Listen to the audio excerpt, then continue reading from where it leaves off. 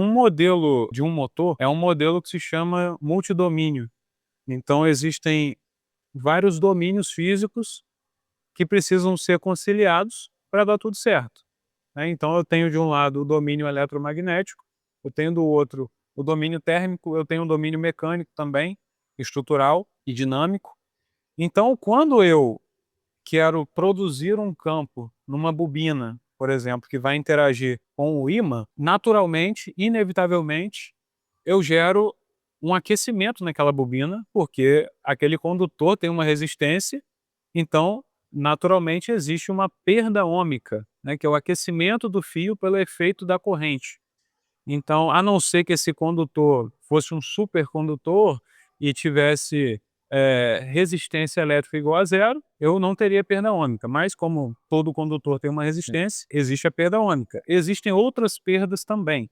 Então, o que a gente faz no design do motor, no modelo do motor, é o que? A gente parte de um modelo, de uma arquitetura que vai na direção do que a gente precisa, ou seja, a gente escolhe o número de polos, o número de ranhuras, o tamanho do motor inicial e vai refinando a partir disso.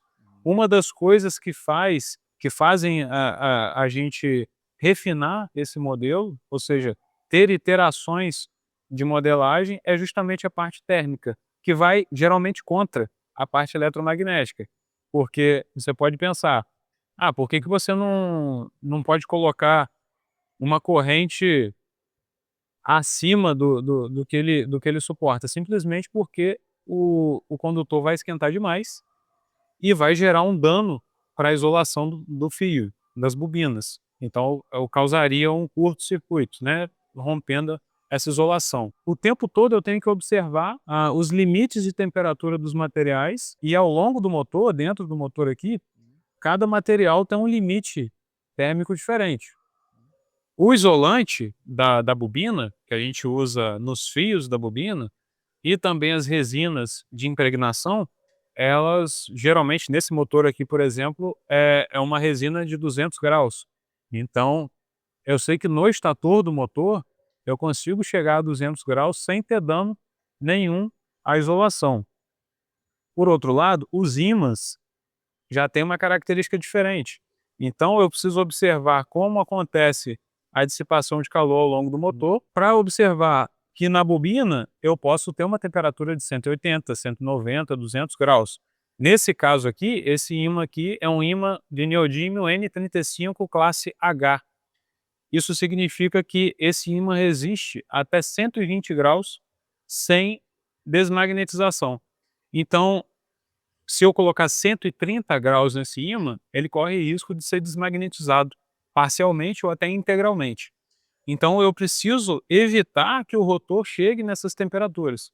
Então por isso o design térmico não é como você pode pensar, quando eu vou dimensionar um cabo para ligar uma tomada, ligar uma lâmpada, como que se faz? Eu sigo alguma norma, por exemplo, norma para condutores, em conduíte em alvenaria. Existe uma norma que rege o dimensionamento desse cabo para que não haja superaquecimento. No caso de um motor, como que eu dimensiono o cabo? Eu tenho que fazer uma análise completa. Eu tenho que analisar toda a dissipação térmica ao longo de todo o motor, não só com o efeito da perda ôhmica, que é o aquecimento do fio, mas com todos os efeitos. O efeito da perda de núcleo, do proximity effect e outras perdas relacionadas à frequência.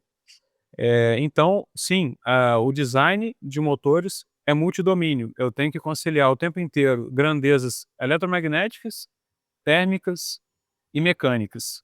Então, e depois que a gente faz um projeto desse tipo, em todos esses domínios, a gente faz um protótipo e mede tudo isso.